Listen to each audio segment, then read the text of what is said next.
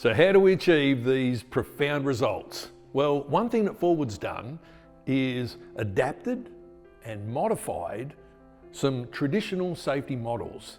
And the first one I want to look at today is what we call the solid cheese model. That was made famous by James Reason in 1991 in his book called Human Error.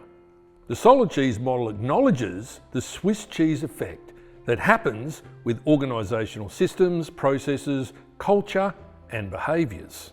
In theory, barriers are meant to prevent failures, injuries, damage, fatalities and catastrophic events from occurring.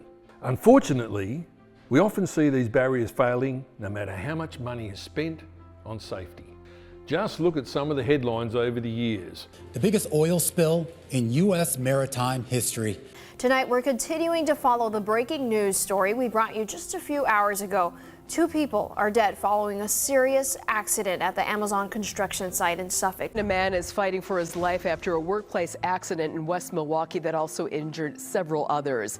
We often hear of fatalities and catastrophic failures occurring even in the most prestigious companies. So, what have we discovered to change all that? Enter Forwood Solid Cheese Model, a series of robust barriers that have a proven track record of eliminating fatalities and eradicating catastrophic events. Forwood achieved this by implementing a unique set of critical control barriers. When these barriers are properly established and maintained, they will prevent failures that an organisation's systems and defences sometimes miss. Sure, plenty of organisations use critical controls, but they don't achieve the same results as Forwood. So, why do Forwood's critical controls work more effectively than others? There are of course many reasons, but one key reason can be seen here.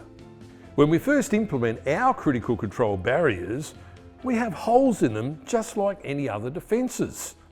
But Forwood measure these holes in the barriers with absolute precision, and we measurably strengthen these barriers over time.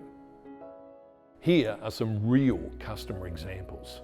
The first is an improvement in design controls for the critical risk vehicle crash or collision for an organisation in a high-risk industry. When we started, the critical controls had a failure rate of 53.28%.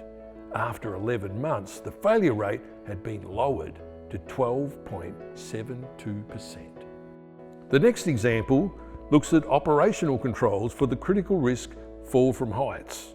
When we began the CRM program in this organisation, there was a critical control failure rate of 27.39%. After 11 months, the failure rate was down to 3.13%.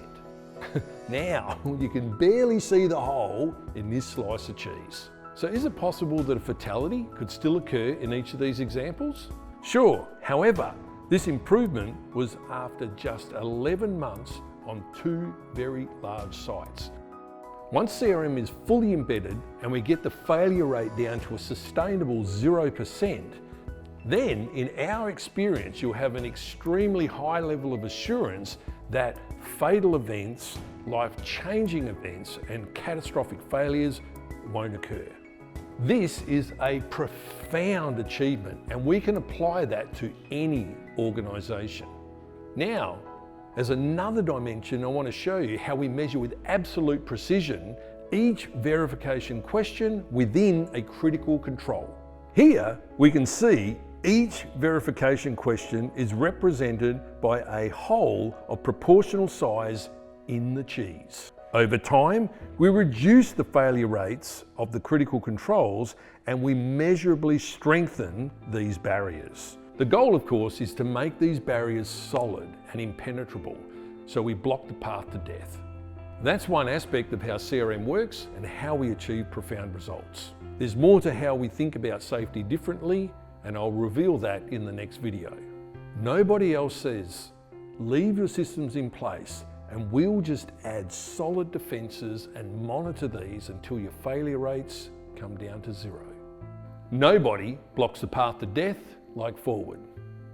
See you in the next episode.